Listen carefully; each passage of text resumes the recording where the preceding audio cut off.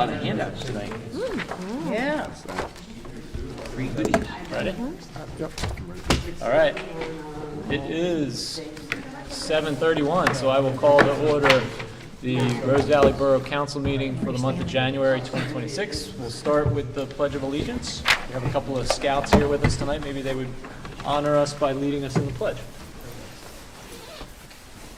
Michael, you want to do it? They'll start us off. Yes. I pledge allegiance to the flag of the United States of America, to the republic for which it stands, one nation, under God, indivisible, with liberty and justice for all. Thank you. First on the agenda tonight is approval of our minutes for the January 5th, 2026 council reorganization meeting. The mayor, Bill Hale, circulated those earlier this week. Were there any comments or changes to those minutes? No changes? I gave my changes already. Right. They were adopted. And they were incorporated. Okay. Is there a motion to approve the minutes for the reorganization meeting? So moved. Is there a second? Second. All in favor? Aye. Any opposed? Carries 7-0. That takes us to public comment. As I mentioned, we have a couple of scouts here this evening who are going to talk to us about their proposed Eagle Scout projects. Jarvis, do you want to go first? Good evening, everyone. My name is Jarvis Lynn, and I am I'm a scout of Troop 272, and I am currently a Life Scout. I'm here to request permission for my Eagle Scout project, and the name is Plummer Park Sign Installation. The purpose of this project is to honor Thomas F. Plummer Jr., a former mayor of Rose Valley Borough, a West Point graduate, a U.S. Army Lieutenant Colonel, and he was also the first Eagle Scout of Rose Valley Troop 272 in 1953. He was also one of the founders of this troop. This project will consist of installing a 1-by-6-foot wooden sign that reads Plummer Park with the Rose Valley emblem in the middle of it. As you can see on the third picture, this is the sign that's at the tree lot that we usually do our tree sales at. And my sign will be relatively similar to this one, but with more letters and actually less letters and a bigger sign.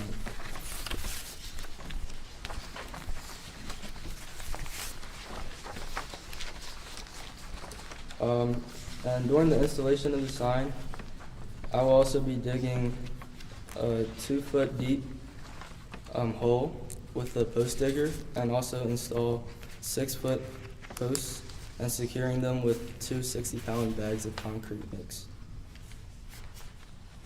And as you can see on the first picture, there is an invasive honeysuckle tree. This tree will also be removed and be replaced by 3 native plum trees.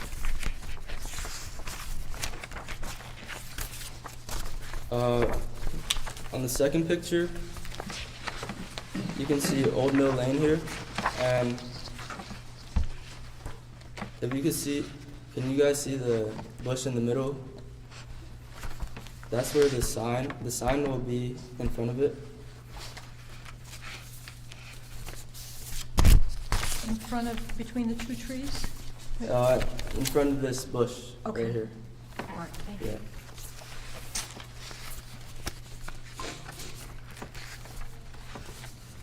And also, there will also be pollinator perennials like coneflowers or bee balms that will be planted on the gatehouse property out here.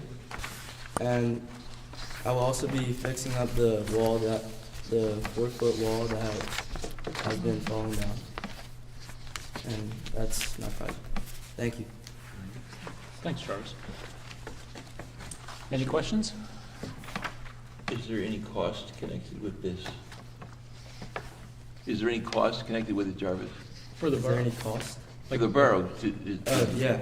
I'm requesting for the borough to fund, like, for the materials, like, such as the wooden posts, the piece of wood for the sign, 3 plum tree saplings, coneflowers, and debone plant, the 2 60-pound bags of concrete, paint, the rest of these things like garbage bags, water bottles, food and refreshments will be covered by me and my family.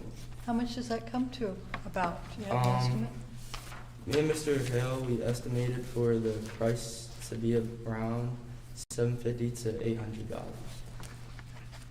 Wonder if- That's including the trees. including the trees. But I think the EACs already has that in their budget. We don't have it in our budget. Are you going to talk about it tonight? I'm going to talk about it tonight and ask the borough to approve that.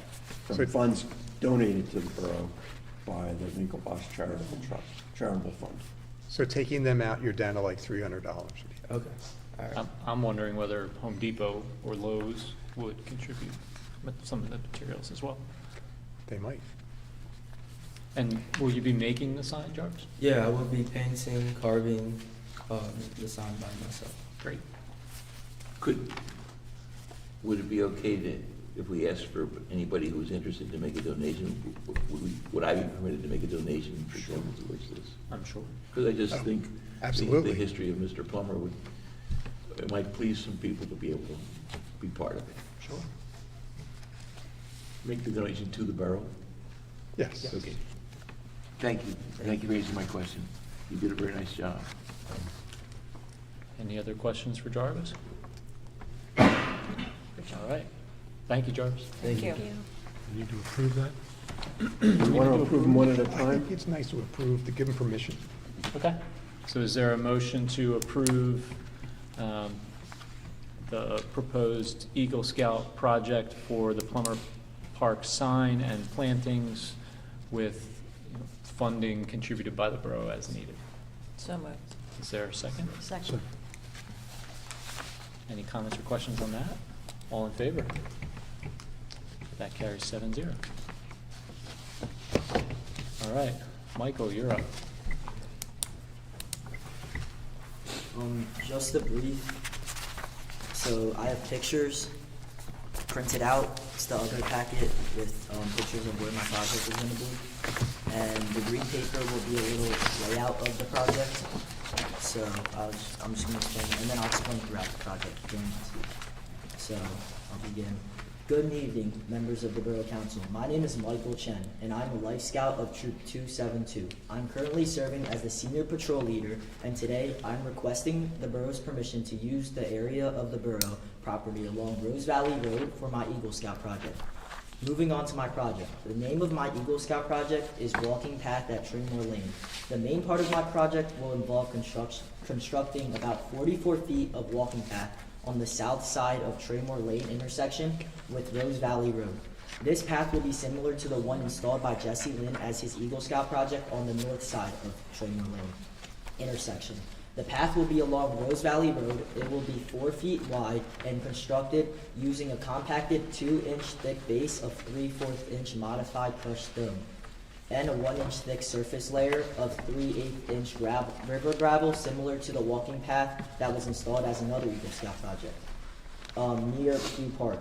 These will be compacted. The first 28 feet of the path next to the roadway will be confined by an existing 5-inch high concrete curb. For the last 16 feet, a stone curb will be built using a standing soldier course of stones approximately 4 inches thick and roughly 12 inches long and 14 inches deep, although each stone is somewhat different.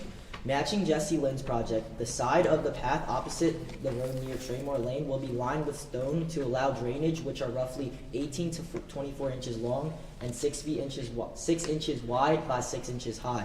There are already 7 of these stones left over The rest of the side of the path opposite to the road will be lined by black metal landscaping edging, 1/8 inch thick and about 4 inches deep, which comes in 8-foot lengths. Several plantings will need to be relocated further south to make room for the walking path. Another part of my project, which is smaller, will be purchasing and installing a sign acknowledging county funding. The Borough of the Rose Valley has received grant funding from Delaware County for the construction of a 1,500-foot walking path along Rose Valley Road from Woodward Road, next to the Moylan Rose Valley SEPTA train station to Buttonwood Way. The contract agreement with the county requires the borough to provide public acknowledgement of the county funding in the form of a permanent sign or plaque at the project site. The sign will read, on the white paper, it will say what it will read, but it will read funds provided by the Delco Greenways Municipal Grant Program. The title will be Rose Valley Road.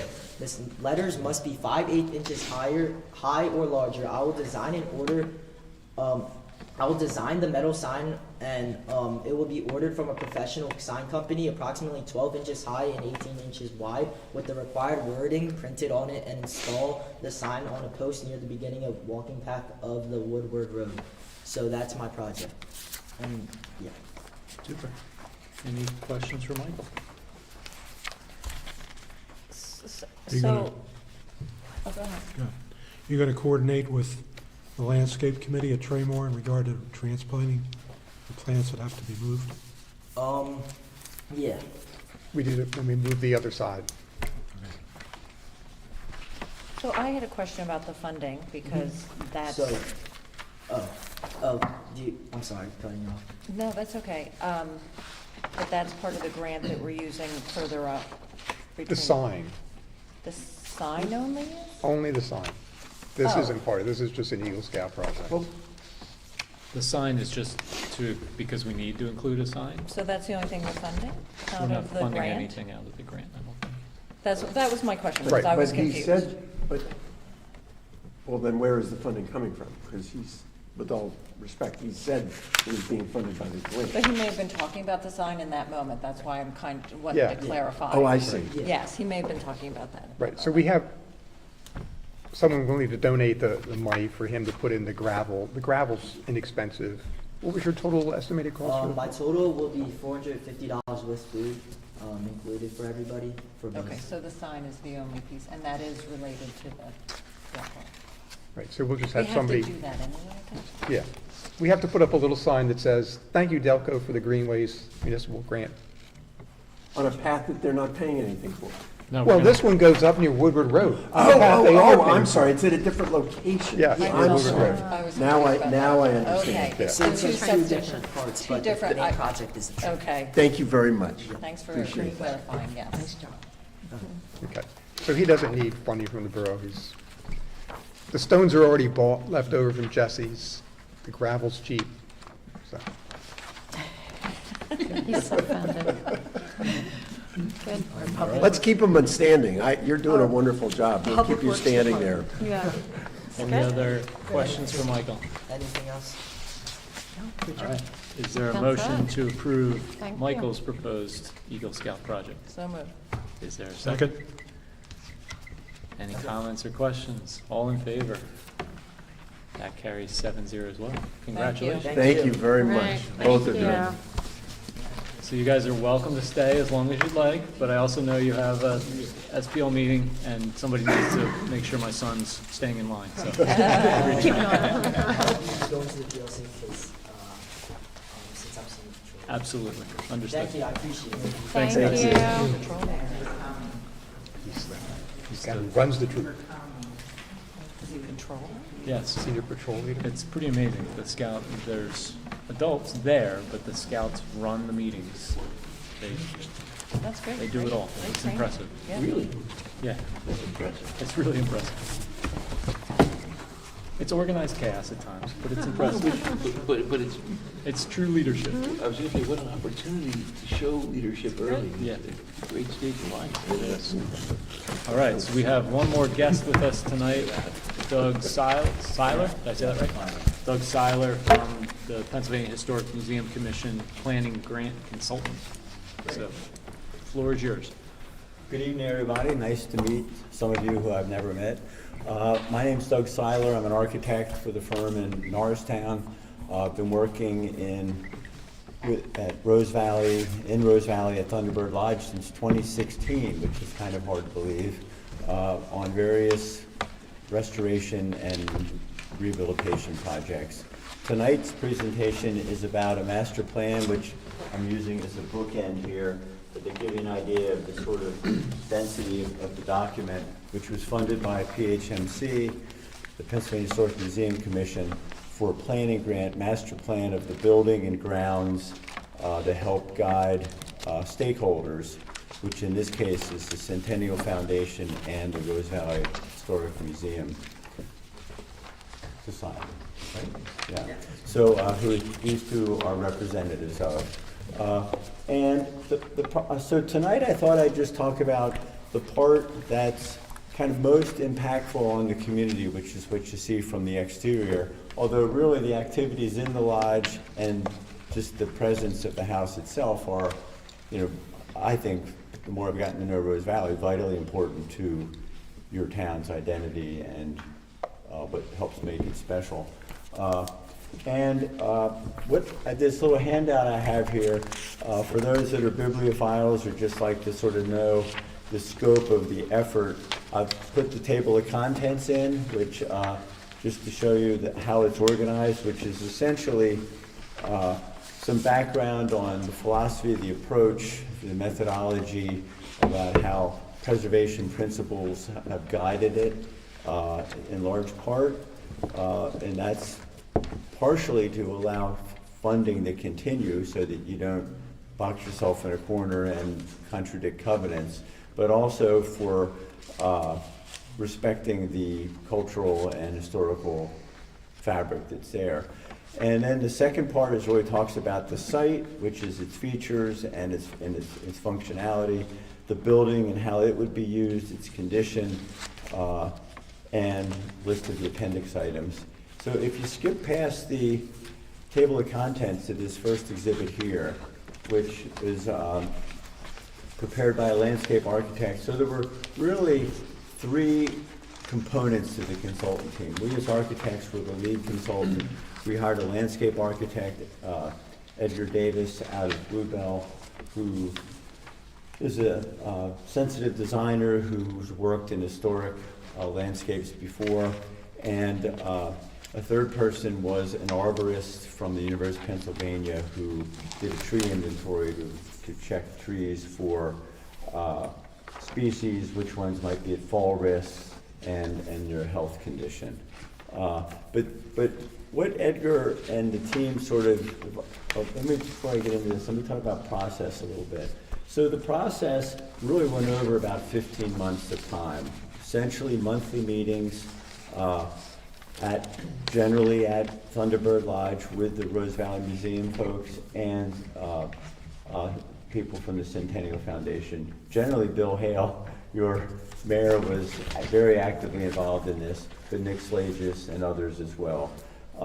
And from that, those discussions, which range from everything from stewardship, future ownership, the issues of how do you use it, what are your dreams, what are your visions, how the two organizations blend their missions together in the interest of the lodge, were all topics that were discussed: heating systems, roofing, windows, you name it.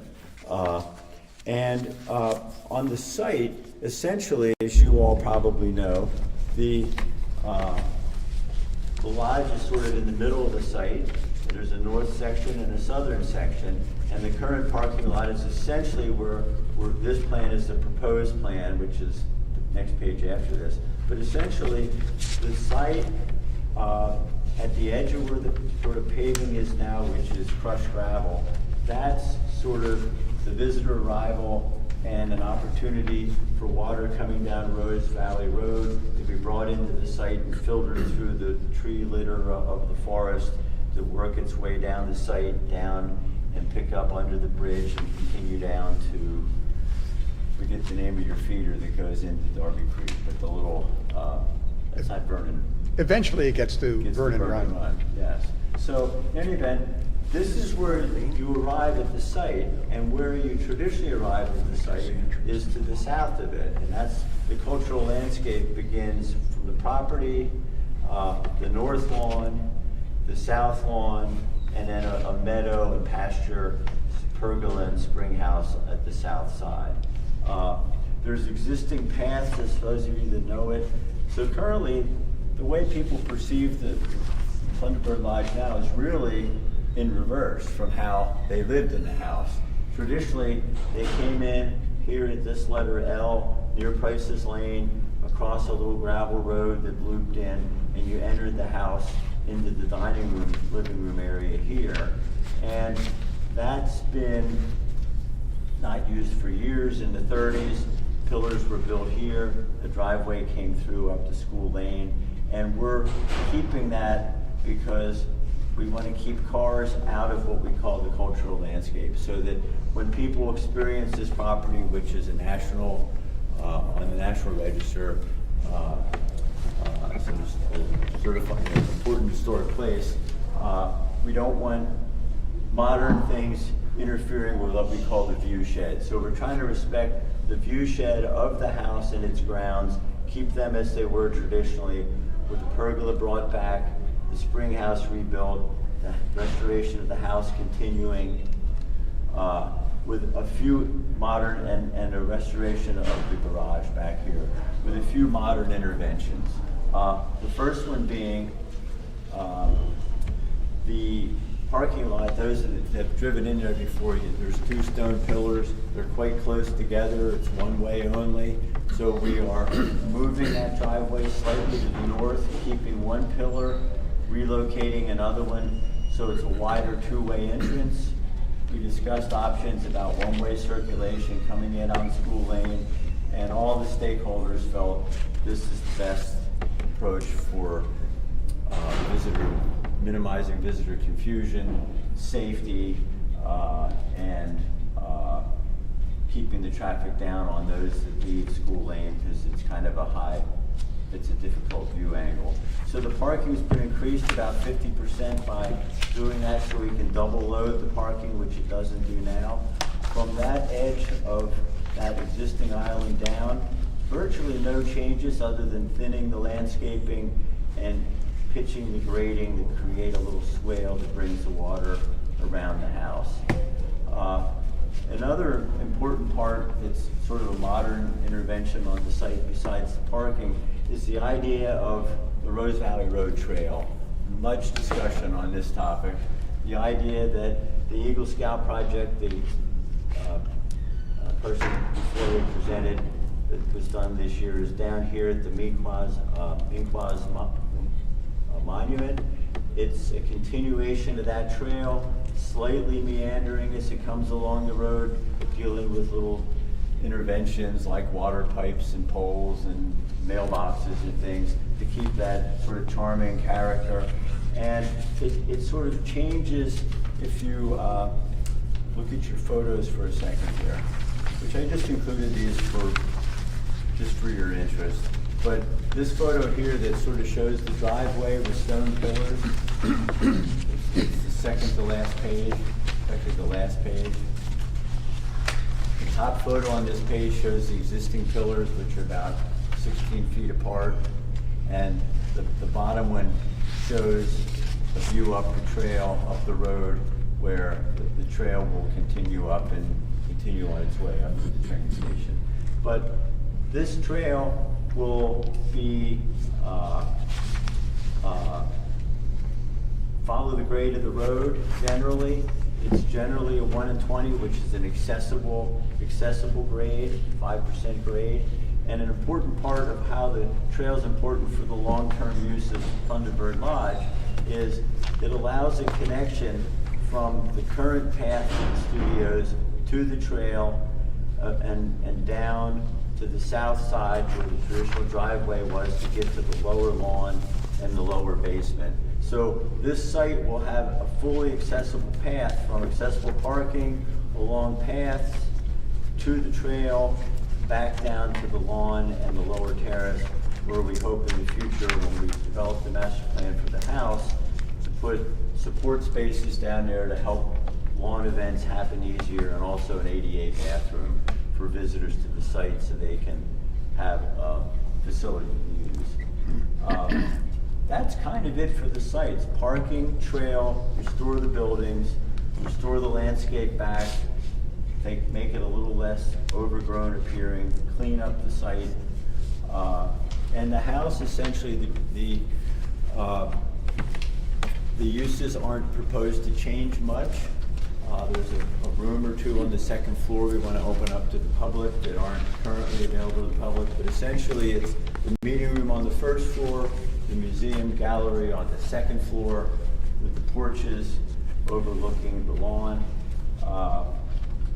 And most of the narrative in here about the house is bricks and mortar issues dealing with heating, cooling, plumbing, plaster, wallpapers, all that kind of stuff. And just in closing, I just want to mention the chronology of the effort that, beginning in 2016 with private grants to restore a chimney over here and other money to restore a window, which actually, if you look at the picture on this page, the one before the driveway, this upper studio window was a private foundation grant to restore that window, and currently the current PHMC Keystone grant is restoring this window, and you'll notice the color difference. You probably noticed that as you drive by. We did store color analysis a number of years ago, and this olive green was the original color. And it just shows you when you send somebody to the hardware store to buy green, and that happens 10 times over 100 years, it went from that green to this green, which I think is pretty funny. And this bottom picture was the current grant, or the grant that just finished this past winter, was restoring the north studio windows. Prior grants were the south studio porches and those windows, dormer and roof repairs, stucco repairs, and the grant that we're underway now that's doing this bay window that's sort of turquoise green on Rose Valley Road, that is taking, we'll go back one more page, if you don't mind going backwards, to the page before that.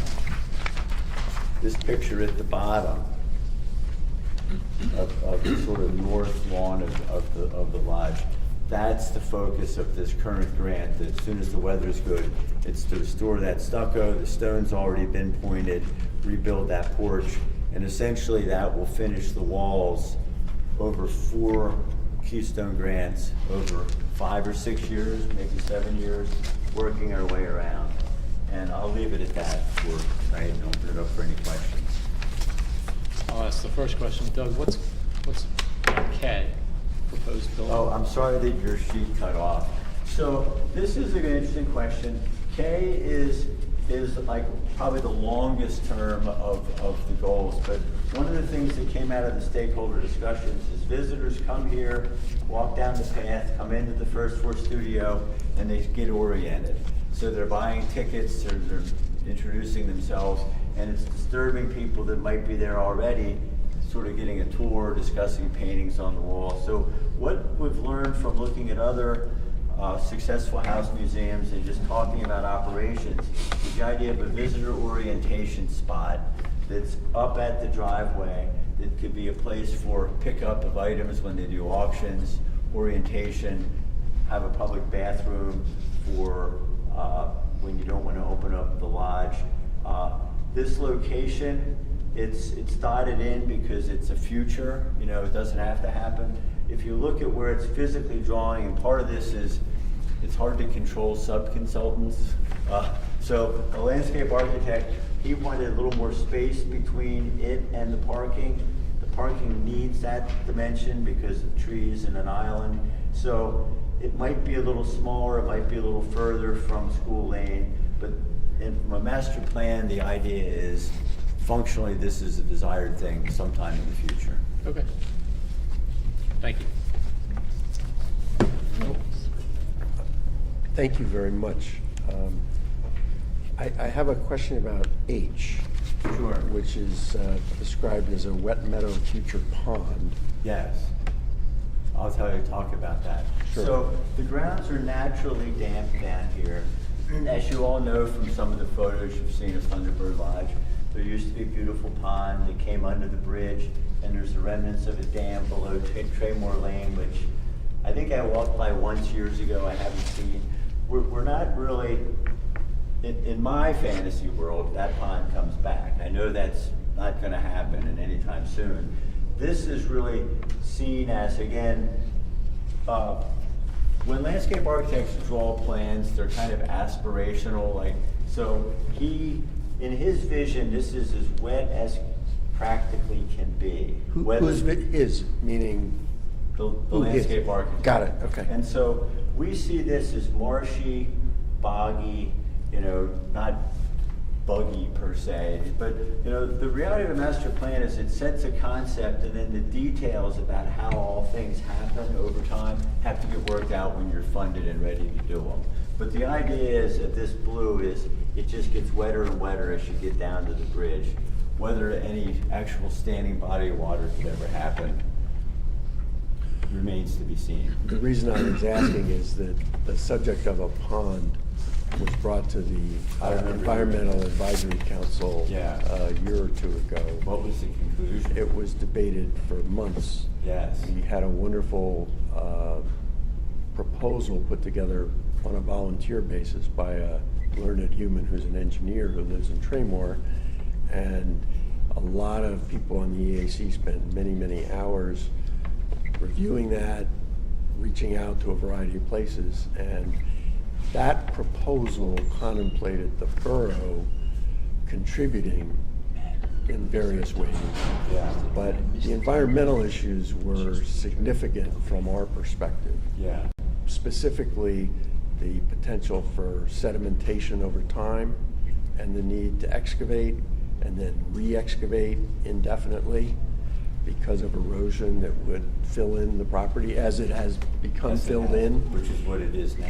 Correct. Yes. And debating between the environmental benefits of a pond versus the environmental benefits of wetland.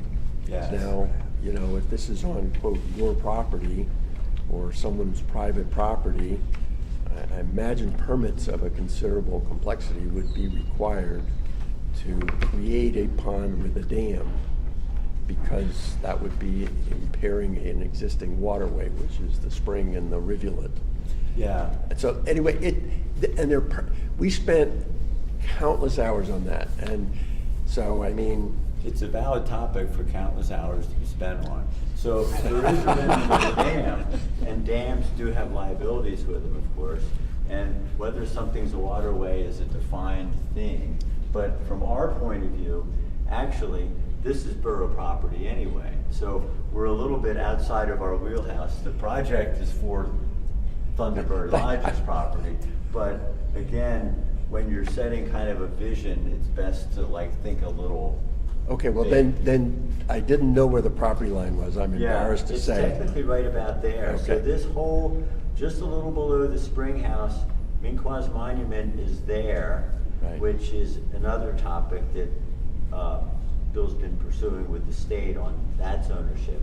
But this is borough property, so we really can't do anything with it except that water is naturally going there anyway. The other direction, And the other we're encourage that the other more. direction, it goes, not the direction you're pointing, it goes the opposite direction. No, it goes down. No, it's coming to it. We're flowing down pretty much. Oh, I'm sorry, I'm turned Yeah. around. Yeah, Okay. your turn. Yeah, Exactly.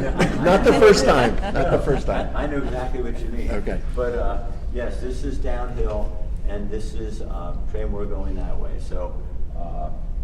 Well, just for informational purposes, the EAC unanimously advised the borough against creating a dam and pond Yeah. on that rivulet How about a downstream from the Traymore Bridge and extending underneath it and up. Okay. Now, those decisions can be changed, nothing's forever. Yeah, it's outside of our wheelhouse to propose it anyway. We aren't calling for that in the report, but the exhibit shows water there, because it will be damp, it will be moist Not dam. wetland type plants. Dam, you said dam. I got it. It's already kind of a wet meadow. Yes. Right. Boggy. So then the question is, how do you enhance that? And if you ask the landscape architect, you design plants and you put things there to make that as an appropriate ecosystem for what the water is. So it's an important part, but we aren't proposing a dam in our report per se. Okay, that's great. We made a silly pun on Yeah, dam good versus point, Darrell, we dam. missed it. Yeah. And I guess our grant requires us to make a public, Yeah, so part of why we're here tonight, besides, I just think part of what's been exciting to me is getting to know Rose Valley, and I think it's a remarkable place. That Thunderbird Lodge is, to me, between the school, Thunderbird, the theater, the mill, the swim club, and the trails, and then the buildings, you really have something here. And forget where I was going with that. are you going to say the grant requires us to be a But little the grant public? requires us to present to the public, and we thought, well, council is probably the place to do that. If it gets into the minutes and it's memorialized, so, It's on video. oh, it's even on video. And we So, get to acknowledge PHMC for giving us the money. yes, I'll Thanking do them that. for, So, and did we post a sign on that, Bill? on the building. Yes. So typically when you get a grant from the state, which we've had 4 of, this is the 5th, although it's a planning grant, the other 4 were bricks and mortar.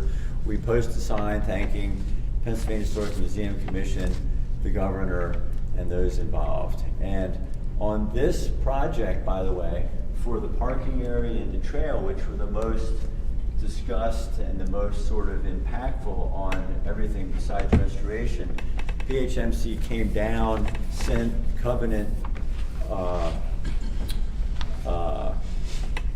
fact checkers, I guess, to make sure that we weren't violating the spirit and letter of the property significance. Yeah, And we got a letter from them accepting that aspect of the grant.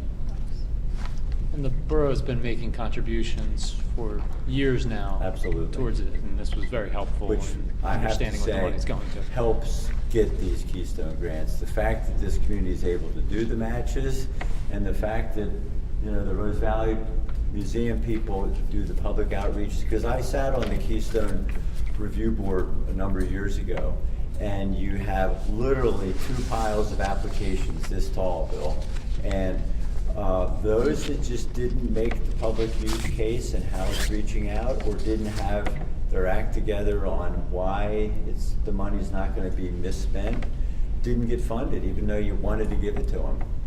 And so community involvement really, and public outreach really helps get the money. Thank you. Great, should I leave it at that? Thank you. Thank you. very much. Thank you. Thanks for listening. All right, Leonard, right back to you. Environment and EAC. All right.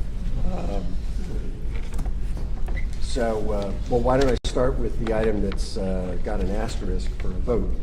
And as you may remember from the last meeting, I gave a detailed, maybe not too detailed presentation on this.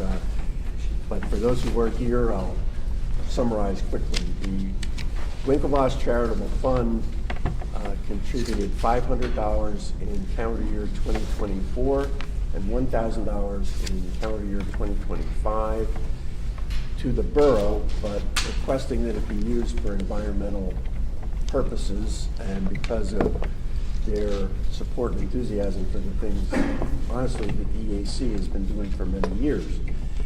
So the EAC consulted internally and with Audrey Winklevoss and her husband, and eventually we suggested a plan of purchasing 3 Native American plum trees for planting, as that Eagle Scout suggested, and the removal of the honeysuckle, invasive honeysuckle tree.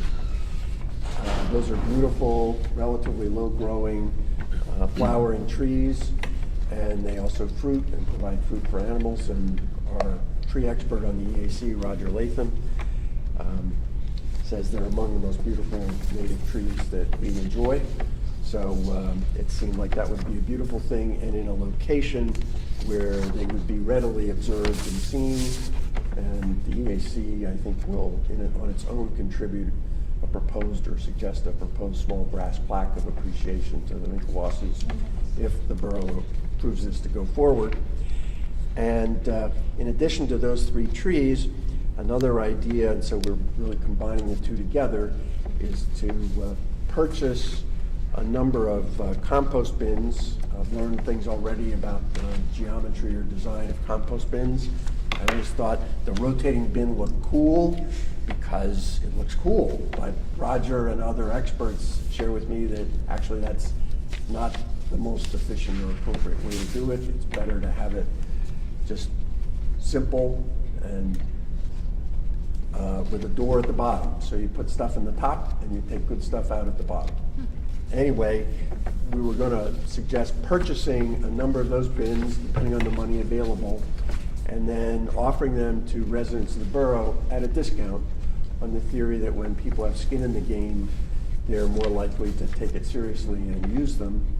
So however far the money would go, we didn't get into micromanaging how many we'd purchased. Presumably, I think we'll pick a design and purchase a certain number, make sure they sell, decide a price point to recommend, and have people pick them up at the borough office. But we won't get so many at a time that it will create a storage nightmare. So those are the 2 things, and I move and make the request. The money, let me step back. The money has to be delivered to the borough itself. The EAC does not have this in its budget. It's a gift to the borough from the Winklevoss family and fund, and so my request is that the council authorize that $1,500 to be used for these 2 purposes. So are we authorizing the receipt of the money, or do we already have it? We already have it. Okay, so it's just the proposed distribution of the money. Okay. Do you want to make that motion? I do. So moved. Is there a second? Second.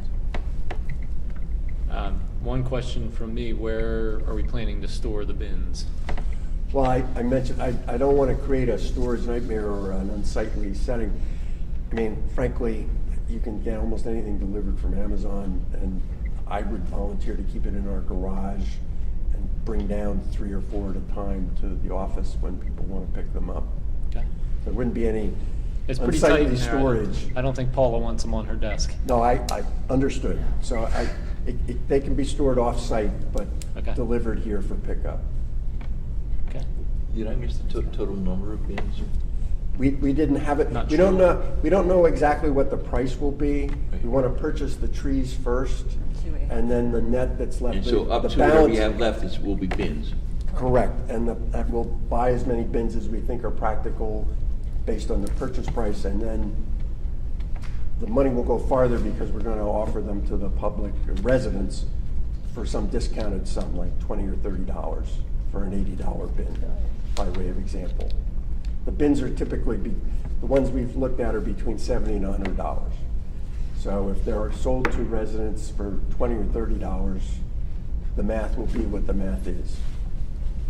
And we propose, the motion includes, I should say, having the EAC manage this, because I just think it's not needed for the Borough Council to have to get into the weeds on this beyond approving it, understanding it'll be a purchase of bins with some payment by residents.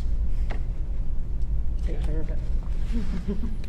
Any other comments, questions? All in favor? Carries 7-0. Sorry to say this, not finished yet. We had no EAC meeting in December by long-established custom. On the to-do list for the EAC and the borough is meeting with Matt Hootman to talk about the stormwater management program that got deferred because of timing.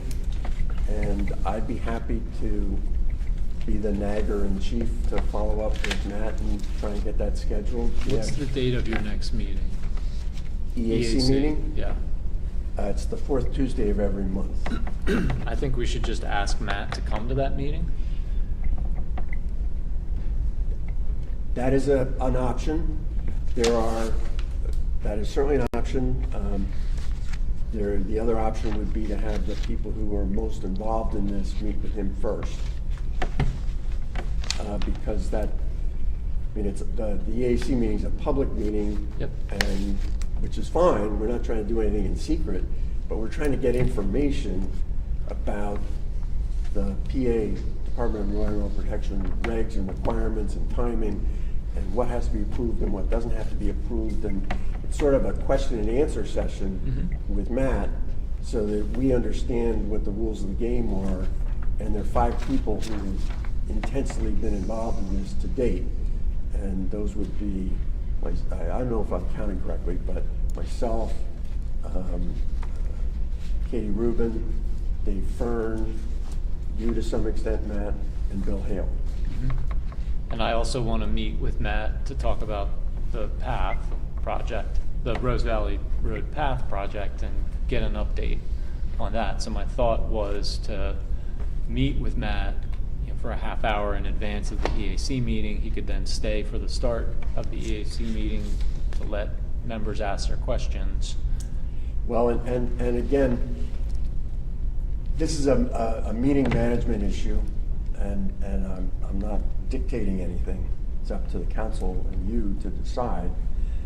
But there are people in our EAC who ask a lot of questions, and thoughtful and helpful, but this has been discussed to death with all gentle assertion.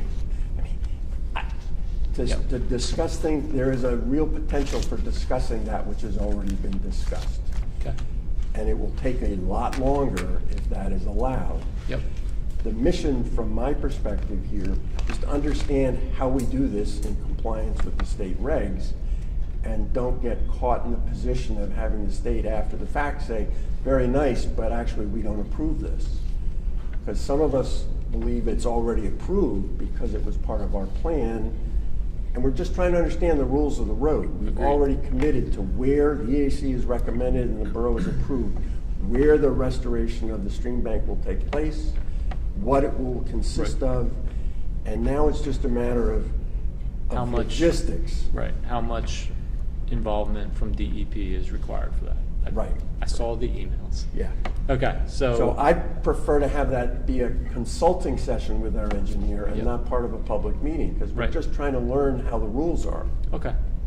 Well, we'll circle up and pick an appropriate time for that and reach out to Matt Goodman. Perfect. So that's on the agenda. It's not a rush, but it Yeah. needs to be done, and I'd rather not. I want to get it done soon. Perfect. And the last thing I wanted to ask was, under our contract with our snowplow people, I think they're supposed to report to us how much salt has been used for each snow event, and I wanted to ask if they have done that. I'll have to check. It's on the bills. Oh, it is on the bill, on the bill. Okay. So, and you're welcome to come down anytime and look at the bills, or you, if you want, I can go through, they've been here 4 times, and I can send you the dates and the amount that they used for each one. I can tell you offhand. Oh, Yeah. Okay, well, I'd They've just been like here- to have them sent to me on behalf of the EAC. They've been here 4 times. First time they used 3 tons, second time 4 tons, and then 1 ton and 1 ton. Okay. Those We're are going the to keep 4 score tons. at the EAC, so we just would like the records to allow us to do that. It's right on their invoice. Okay. So that's great. Thank you. All right. Is that it? Okay. Count your Tony. blessings. Al? That's it. Yeah, count your blessings. So no formal agenda items for highways, insurance, and technology. I guess one request is, to the extent that we can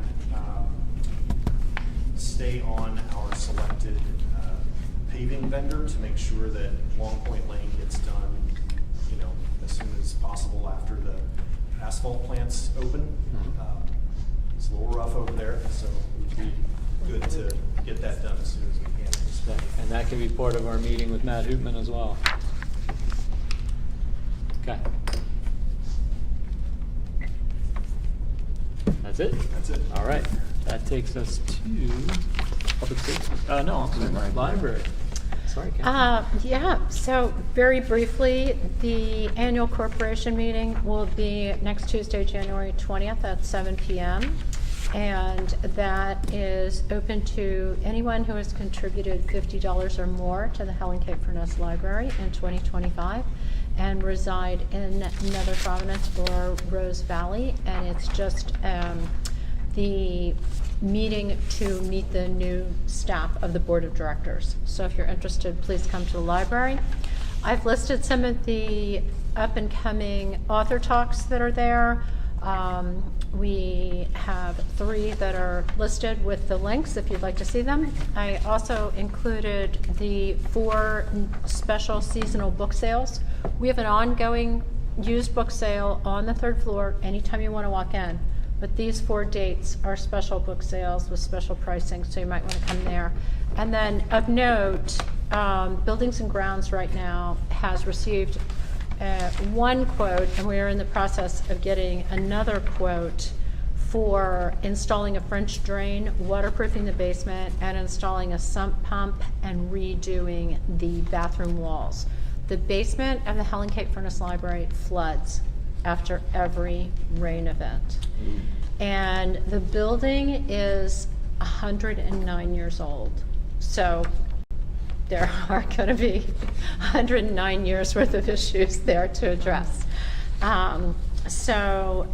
have a private donor who has recently donated $20,000 to the library, and they have agreed to use it for a portion of that for the funding of this new project for the sump pump and French drain. And we're hoping that that will rectify the wet children's basement library and the public restrooms. And that brings me to the last item there, which is please consider becoming an annual donor to the library. We have a beautiful building that we're trying to keep in good condition. So that's it. Thank you, Catherine. Takes us to public safety. Cheryl. Yes, you have the state police report. There was 1 motor vehicle accident listed as a hit and run with injuries. And I reached out to them and asked, this was not a speeding event. Turns out that on Brookhaven, right around Rose Valley Road, an unidentified driver was driving into a driveway, presumably to make a U-turn or something, or maybe the wrong house, but drove into the driveway, hit another vehicle, a person in the bush, and then tore off. Hit a person in a bush? No, hit a vehicle, a person, and a shrub. Bush. Gotcha. And then pulled out and tore off. So there's an ongoing investigation, and right now, that's all the police will say. When I first saw it, I thought, oh, this is going to be, fodder for the speeding on road, but Yeah. in fact, it's a different thing. And as you see, there's a false alarm, a house check, a road hazard on the road, and a request for an officer, just to check. In the fire report, there were 2 automatic fire alarms, 1 in Brookview, 1 on Price's Lane, and 1 vehicle fire on Long Point. While the speeding, the speed information devices are working in terms of their display, we are no longer getting any data that we can get into reports. So I've been in touch with them, so I have no report on speed for the past month. And that brings us to, I've been attending the bi-weekly meetings for the ALS, the Advanced Life Support Ambulance Working Group, who are coming together along. So this is the group that met to provide ambulance service by supporting Swarthmore's Fire Company to upgrade their level of support to ALS last year. Rose Valley contributed a prorated amount to that group for our coverage so we would have advanced life support. We continue to do that. In the coming year, though, it has been decided that they want to investigate whether there would be a better solution for providing advanced life support to our area. And in doing this, they've invited both media and Nether Providence Upper Providence, sorry, Nether Providence was already. And Upper Providence to be part now of a larger catchment area that would include resources, because media's got fire service. Half of our borough is covered by media, actually, for ambulance service. And so in these, this working group, which we approved in December, the retaining fee for the attorney to work on investigating whether an EMS public safety authority would be a less expensive and more sustainable option for our emergency services. That was a lot. I probably said it before, but I attend the meetings and they've got the lawyer and the lawyer's meeting, there's a timeline, and everybody is working very hard to get some answers to prepare for what would be a public session to present to the public what this authority would look like. Who would be covered? Who would be coming? What does it mean to individual residents? The letter that we have in our packets, this letter of understanding, is from the Pennsylvania Department of Commerce and Community and Economic Development, the DCED. And they have offered at no charge and with no contractual strings to provide technical support in this investigation and preparation of documents for the formation of an authority. The statement of work is also included. And as you can see, they have worked with other groups who have formed authorities. Authorities are sometimes used for sewer or water. There are now a number of EMS authorities in the state of Pennsylvania. And so they provide legal, marketing, documentation, other technical support. So I move that the council approve the signing of the letter of understanding to engage Pennsylvania Department of Community and Economic Development to provide technical support in the ALS authority.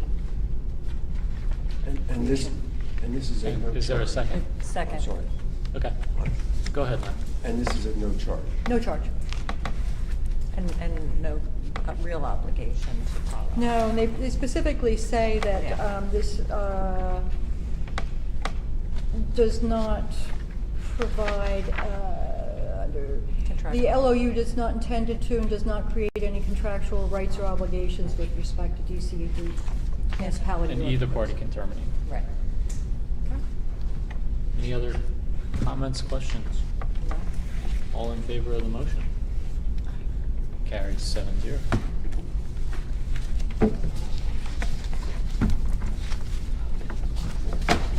All right, that takes us to planning, Sean? Well, we had many planning discussions this evening and presentations, so nothing further from me. Nothing to add. All right, that takes us to finances. Joe? The status of funds report is in your packet. Chris did the bank reconciliations for the end of December before he left vacation. The second statement of funds is as of January 1st, which reflects the movement of the funds from the general fund and general fund savings to the capital reserve, and then a $70,000 loan from capital reserves to those two accounts. All right, Leonard, here you are. I studied this chart, which as a person uninformed about accounting and not fully recalling the history of the use of our capital reserve funds, so I speak carefully and without knowing what the right answer is. I'll just say that this chart that states the status of funds as of January 1, 2026 is confusing to me. And the reason it's confusing is that if you net all this out, it's very simple. we're taking $14,000 in change from our general fund savings and transferring it to our checking account. And then we are loaning, although I don't know what that means, we're transferring at least, in round numbers, $8,000 from our capital reserve fund to the checking account. And that's all we're doing. That's it. There's no $70,000 loan unless, as this chart describes, we transfer all the money in both our checking and savings accounts and deliver it into the capital reserve fund, and the capital reserve fund turns around and gives it back. Full stop. We're taking $44,000 out of our general savings account and putting it into our capital reserve fund, and then the capital reserve fund is, quote, loaning $30,000 back to our general fund savings account where it was to begin with. So Leonard, we put it in this format so people can understand what happens. But I don't understand. Well, that's not my fault.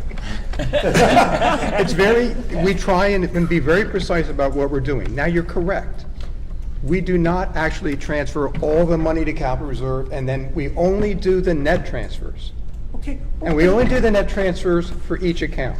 And this lays out exactly how much money Paul has to transfer, and it's very clear about what we're doing. We're taking all the money out of the general, all the money out of savings, and we put it into capital reserve. And I'm not trying to create a nightmare here. I will say this.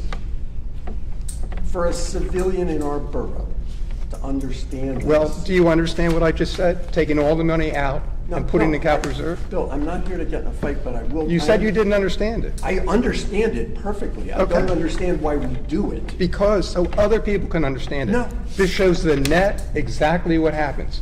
The simplest thing for a normal human to understand. But then they wouldn't understand what really happened. What was the internal? I know what really happened. Only because it's written down here. No, if this simply said, we are transferring $14,000 from our savings account to our checking account, and we are transferring $8,000 from our capital reserve account to our checking account, we'd be done. So let me try and, That's so much simpler than But that's this. not it. but let me try and explain what we do, and then how it relates to this, and see if it makes more sense then.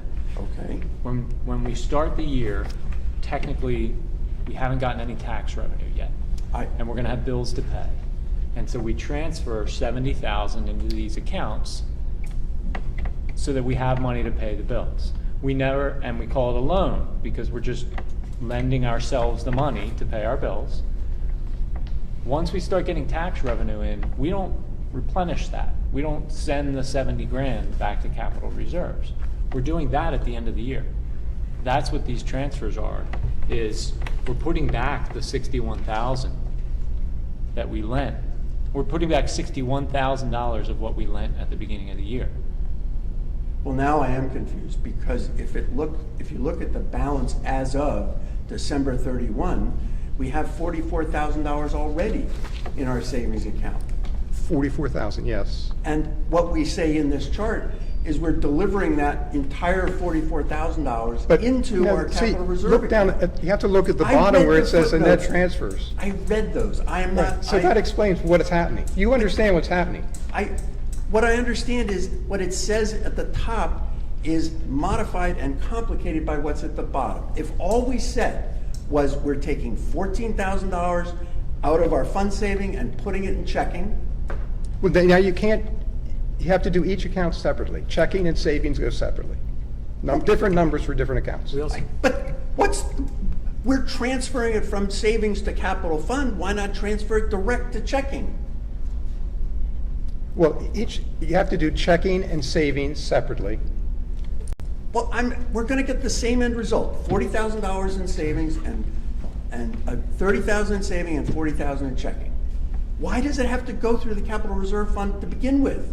The capital reserve fund is not loaning It doesn't. $70,000. We're only doing the net I transfers. now understand the chart and what Bill's saying, is that we're actually not. We're only moving the 23,000. I know that. We're actually only moving $14,000. No, from we're savings. moving 23,000 from the checking, we're moving 14,000 regarding the savings. And sometimes it goes from capital reserve to checking, and sometimes, and in savings, it goes to capital reserve from savings. So it's very complicated. No, it's And it not helps to complicated. write it down. We are adding $23,000 to our checking account, of which $14,000 is coming from our savings account and $8,000 is coming from our capital reserve. Full stop. So we agreed back in, I think it was December, to make the loans, to loan ourselves 70,000 from capital reserve to start the year. We don't know what the balance is gonna be at the time we do that. So this is a way to be true to that resolution. If we want to just make a resolution to transfer the amounts necessary to bring the accounts up to 40,000 and 30,000, we could do that next year. But that's what you're bringing it up to 40,000 and 30,000. You understand that. I understand the arithmetic. I don't understand the words loan and transfer. Well, it's a and loan. I don't recall what we did as a resolution in the past. I'm just a simpleton looking at what their balance is. And if the balance is itself subject to a loan or repayment obligation, that's not disclosed on this chart. Well, it says loan. It is a loan. That's It's what we sev- resolved to do, right? Yeah. Is to have a $70,000 loan. But as it Between accounts? appears here, it And, looks like it's a loan from the Capital reserve. $136,000 capital reserve fund. It is. Which is already funded. Is it a loan to it or from it? It's from It's it. a loan from capital reserve. That's why it's in After we parentheses. put in 61,000. So the main thing is, at the beginning of the year, we have zero money in any of the accounts technically. And then we can track, we work on a cash basis.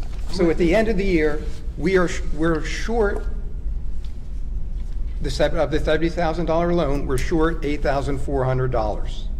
And now we know we had a loss of $8,400 during the year because of this chart. I don't want to take up the rest of the Okay. meeting fighting. Yeah. No, you have a good point. It's very confusing, but we did it so Paula and everybody can understand exactly what the net transfers are. And my goal is to have our residents understand it, and if I don't understand it, I infer that they also do not. But you said you do understand it perfectly. I spent 2 hours doing this today. Okay.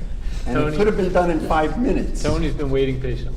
I don't know if this will help, but for the benefit of everybody listening as well, both of you, it's probably best not to think about these numbers as cash necessarily moving. It's more, what is the balances that we're crediting to each of these accounts? Anybody stop me if I'm off base here. So because we made that loan last January to the general fund and the general fund checking and savings, at the end of the year, we sweep the cash from those to repay the capital reserve fund. And that's what you're seeing with the -16 and the -44. It's crediting those amounts, even though we're not actually transferring cash necessarily in that amount. You're crediting those amounts back. And then the next column with the loans is showing that we're now deducting a $70,000 balance from capital reserves and crediting those to the checking and savings. And I think what Bill's getting at is, we're not actually moving that much cash, it's the net, but that's the accounting way of thinking about it, I think. You have now made it clear to me. I never understood until this minute that the $61,000 is repaying the previous loan To the extent possible. to the extent possible.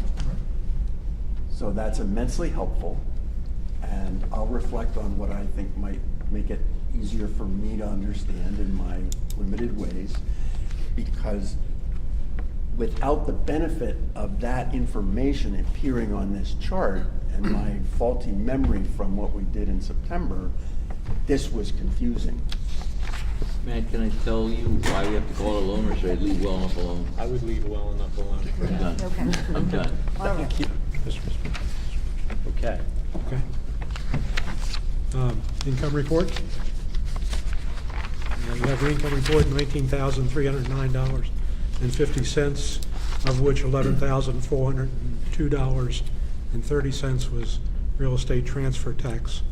from the county. The rest of it is real estate taxes and fees and permits. Bills for approval? Okay, we had a number of bills for approval. They were all considered standard and routine bills. They came from 3 accounts. From the general fund, we paid out $18,437.58. From the road improvement fund, we paid $593. From the highway aid fund, $16,725. So can I have a motion to approve the bills for approval? So moved. Second? Second.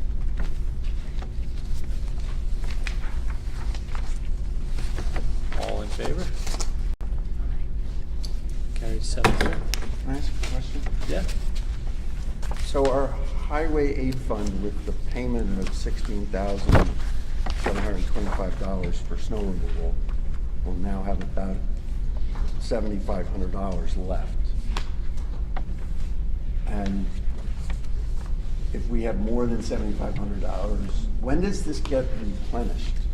Around the beginning of April, we'll get around $30,000. Last year, we lent $30,000 to carry it over because there was no money in it. This year, it had $24,000 in it because of we had to pay them back for putting the sign up, the blinker sign. Right. So we have $24,000. We might have to lend them some money until we get paid back. Right, okay. And one reason we paid the street lighting out of the road improvement fund is, just as you said, we are getting close. If we get another big storm, we might go over. Okay. I just wanted to be refreshed on when that money comes in. Yes, that comes from the state, the highway aid fund. In April, okay. You have Resolution 2-2026 in your packet. It's required by the bank in order to get Lynn onto the signature card to sign checks. So we have 4 signatories, Lynn Finelli as controller, Chris York as treasurer, myself as VP of Borough Council, and Matt Sullivan as president of Borough Council. Joe, I hate to play lawyer, but we can't do a resolution called number 2 until we've done a resolution that we call number 1. I know that sounds dumb. Did we do one? So No, we- it's here. we have Number one resolution is- number 1 that's Oh. coming up later if I read on the manager's report. So if you could hold your resolution, let Yeah. Paula do resolution number 1 first, then come back to do resolution number 2 second, then we're in proper order. I That's don't want to be a pain about it, but Do you want me to do resolution Yes, number 1 yes, now? please. Yep. Yes. Okay, so in your packet, you have resolution number 1, and it's appointing Robert Healy to the vacancy board. All municipalities have to have a vacancy board, and what that is for is if somebody drops off council, and council fails to replace that person within 30 days, then the chairman of the vacancy board can come in and replace that position, the person for that position. chairman of the vacancy board comes in and organizes council under his direction as the leader now of the group, possibly to cast a tie-breaking vote or whatever it might be to get that done. And then he has a certain amount of time to do it, and after that, it goes to the Court of Common Pleas, which we do not want to go to. Well, and this has never been used in the whole history of Rose Valley. But I sat through it twice in Nether, so it Did you actually really? doesn't matter. Let's hope, but let's It's hope awful. it never happens in Rose Valley. Not fun. So, no, so awful. that is resolution number 1. Guy, to understand, it's a tie-breaking role, not Correct. a automatic filling the Correct. vacancy. He doesn't do anything except vote. Right. Let's say it's 3-3, because there's only 6 people now. He becomes vote number 4 in whomever, and that person assumes the seat on council. That's Got all. it. And then if he can't do it, if for some reason it still doesn't work, then it goes to the Court of Common Pleas. All right, is there a motion to adopt resolution 1-2026? So moved. Is there a second? Second. Any comments or questions? All in favor? Motion carries 7-0. And with regard to resolution number 2, The word recession should be rescission. Right, there's a typo that we need to fix. And I think that Lynn has one N. It's a very complicated issue. But legally, it's two. Yeah, we check. Officially, it's two. When I applied for my passport as a 20-something-year-old, I had to retrieve my birth certificate, and in fact, my birth certificate had two N's. So I In changed which all my, name? I changed all my legal documents. Okay, Well, sorry, I two didn't ends know. in which name? Which is your legal one N or two? Two. But I have always just had one. What do you do now? Do you have a driver's license? I do, it has two N's on it. Then two Okay. N's is the answer. I'm sorry. But two ends in your first name, one N in your second. Correct. Okay. So is there a motion to adopt Resolution 2-2026, which, with the one typographic correction that Joe noted, of So moved. recession to rescission? So So moved. moved. Is there a second? Second. Any comments or questions on that? All in favor? Congratulations, Lynn, with two N's. So I have the checks to sign tonight, and we will get the corrected resolution to PNC, and then you will take over check signing from there. Thank you. Thank you. Anything else for manager's report? Just one thing, on February 5th, we're gonna have Townwide Appreciation Night, 7:30 here. We're gonna invite everybody in Rose Valley and hope that gets people more interested in the program. So you're all invited to come too. When is What's that? the date? Is it Thursday? February 5th, It is a Thursday. What time, Paul? at 7:30.